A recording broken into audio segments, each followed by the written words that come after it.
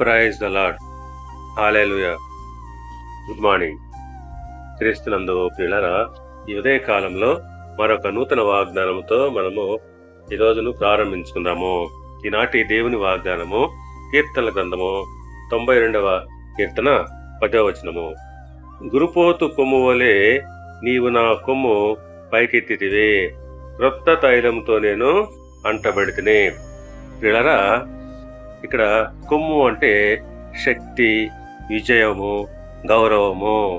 అవును, దేవుడు దావీదు కొమ్ము పైకెత్తి అతనిని గొప్ప చేసినందున ఆయన ఈ రీతిగా దేవుణ్ణి స్తుతిస్తున్నాడు.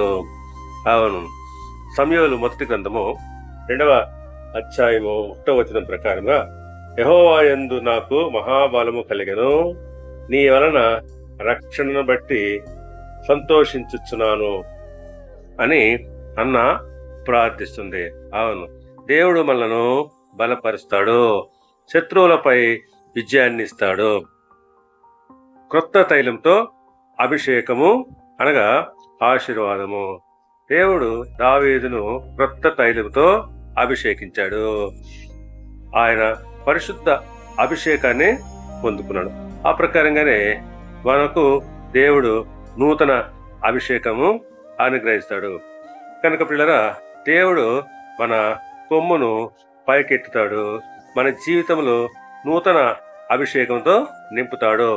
దేవుడు మిమ్మల్ని దీవించి ఆశీర్వదించి వర్ధిల్ల చేయునుగాక. ఆమేన్.